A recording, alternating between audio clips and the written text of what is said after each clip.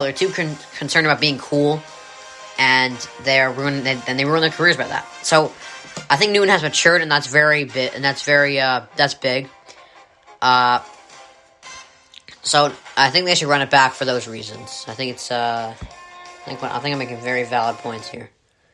But I don't think it would be a bad decision to switch it up. I mean, because the Pats are a lot closer to a rebuilding team than people want to think, want to believe. So I mean, drafting a rookie quarterback wouldn't be the worst thing, but I think why would you want to develop someone when you can just stick with the guy you just had last year, who is going to have year 2 in the system? So, all right. So in the draft, there's always a couple busts. There's at a minimum of 3. And you kind of just know this stuff. Every year, there's 4 new playoff teams and 4 non-playoff teams this year that are going to make it next year. So, next year, I think, the Dolphins are going to be in there.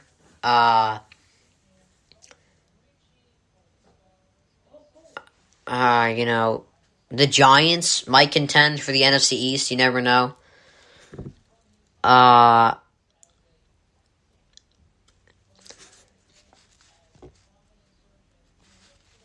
Maybe the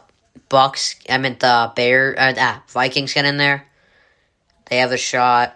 The Chargers are looking up. The Cardinals. The Cardinals are, they're coming. So, you just know that. Because that's how for the last 3 decades. Every year the last 3 decades, there's been 4 new playoff teams and 4 playoff teams that didn't make it. So, it's kind of like a guarantee that you're going to have 3 busts in the draft, and there's going to be at least 1 quarterback who's a bust. So, Trevor Lawrence, you could debate with me on that. I am leaning towards a no on him. I don't think he's going to be a bust, but you never know. And, Justin Fields, I'm thinking possibly, but I'm going to lean more towards no. Zach Wilson, you could probably convince me, but I'm, probably going to argue with you. So, here's a quarterback that I think is going to be a bust out of all of them. I think that's Mac Jones. I think it's Mac Jones from Alabama, and I'm going to explain why. He had the luxury of playing in Nick Saban's system. He had the Alabama O-line. He had Devontae Smith. And let's look at this. Now, you can argue with me that, everybody in Alabama, not just the quarterback, can be a bust. Because when you're playing in Alabama, it's a fantasy world. It's literally, but let's look at, it's a fantasy world. So let's look at some of the good players Alabama has produced. They've produced good receivers. Julio Jones, Amari Cooper's pretty good. They've produced good running backs. Mark Ingram, Derrick Henry. And there's some good defenders like C.J. Mosley, and there's some O-linemen too. So, where's the quarterback? What quarterbacks from Alabama have been something special? Tua has time. Like I said, I don't like people being critical of him right now. He's a rookie. He was injured in college, so that puts him at a disadvantage from people like Burrow and Herbert, because Herbert and Burrow were completely healthy, and I mean all rookies were at disadvantages this year because there were no training camps, no preseason, and on top of all that, for Tua, he was injured. So I mean, I'm not saying he's a franchise guy. I'm saying you should chill on, let's trade him for Deshaun Watson. And like I said, I can make peace with that because Deshaun Watson's also 25, and you can develop something around him. It's kind of a win-win there. But we should really chill on him right now. But, I mean, really, when's the last time they produced a good quarterback? So I think it's the quarterback that gets all the luxury. And I'm not criticizing. It's not a knock on them. it's not even a knock on anyone. I'm just saying, like, you got to go to Alabama and play for the best team in the SEC. So it's a quarterback's dream.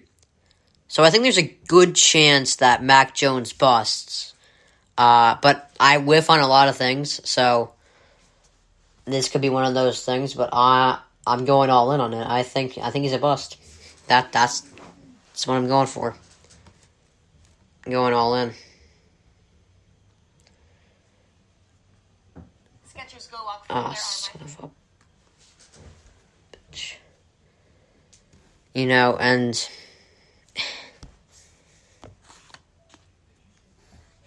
you can't compare what they did to Alabama to what they're going to do in the NFL. Because they're, like I said, it's a fantasy world. So, let's go here. I'm going to play Mayfield or... So, here we go. Alright. So... Alright. So, let's go. Let's see this. I'm going to do a quarterback generator. No, I'm kidding. I actually wrote down some questions that I think are good. So, Mayfield or Lamar Jackson. This is debatable, but I think it's kind of easy. Lamar Jackson. He can also move on top of his, developing throwing ability. He's not there yet, but he's developing. There's a clear progression there. And he's won 81% of his games. He does have to work on his playoff. He has to win a playoff game. But it's not like Mayfield has won any big playoff games either, other than the Steelers game. So, I'm taking Lamar there. Oh, by the way, this is for the next 5 years. Like, the next 5 years, who am I picking? Alright. Mayfield or Justin Herbert. Next 5 years, I'm going to pick Herbert. He's bigger. He has a better arm. He set records as a rookie. The Chargers ended the year on a 4-game winning streak. You know,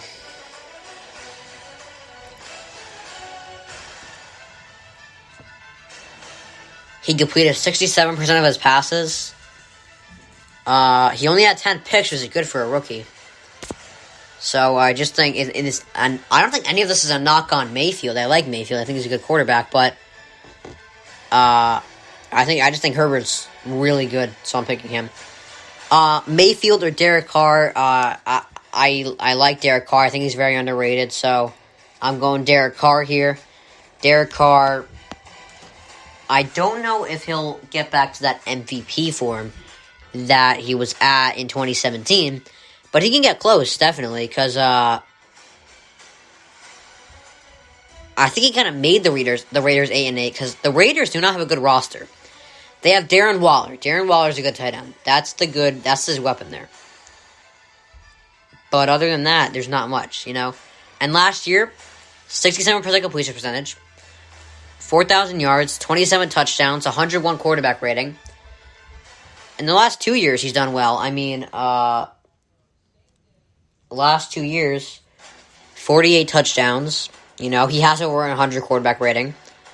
So, and, you know, he's young still. He's 29. So, I'd take him the next 5 years.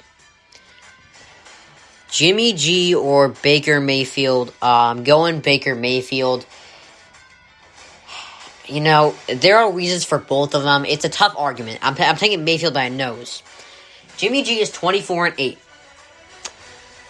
The Niners are 7-26 without him. And Kyle Shanahan's a good coach. He can play. He's not a dominant quarterback, and Jimmy G can play. But he's never available. That's the problem. Like, I had Julio Jones in my top 5 receivers every year, but he's always hurt. So what am I supposed to do there? Do I put him in the top 5 again? I don't even know.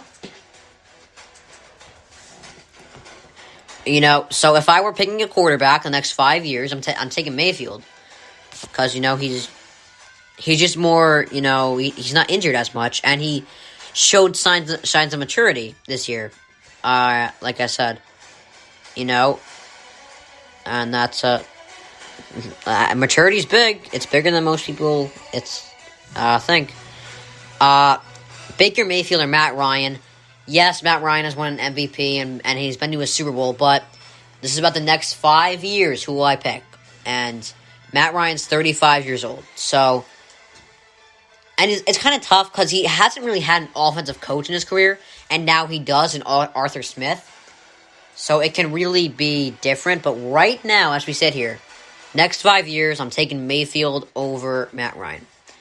So, Baker Mayfield or Kyler Murray. I'm taking Kyler Murray there. 67% completion percentage right now.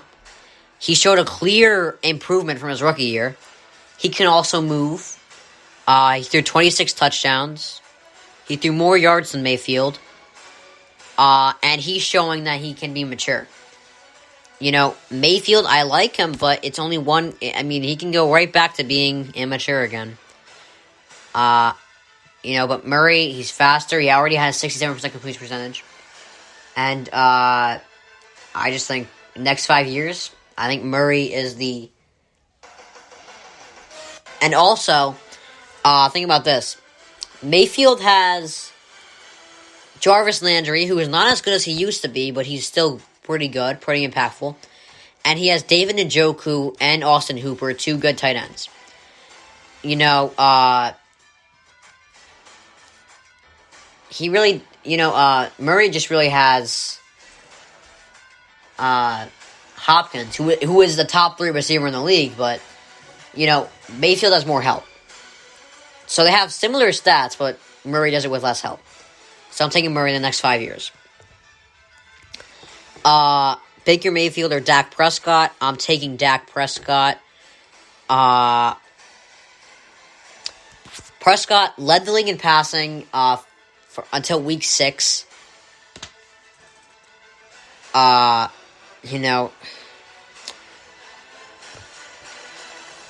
hasn't even been that bad, he has, and, he showed his value this year, because Andy Dalton, he's not a good backup, but he's a capable backup.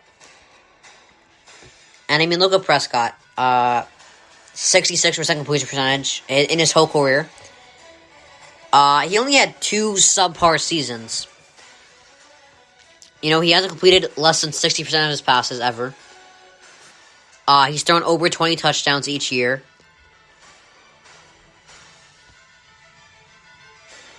He doesn't throw many interceptions. He has 97 quarterback rating on his career. So, for that reason, I am picking Prescott the next 5 years over Baker Mayfield. So, Baker Mayfield or Ryan Tannehill. This is close, but I'm giving it to Tannehill. Here's why. He was second this year in passer rating behind Aaron Rodgers. That's good. And let's look at his other stats here. Where is he? Here we go. 106 quarterback rating. He threw less than 10 picks. 33 touchdowns. And it's funny. He left Adam Gase, and look how good he's doing now. Let's look at the last 2 years with Tennessee.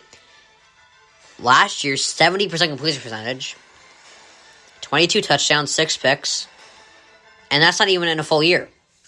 So, and these last 2 years, he's also had over 100 quarterback rating.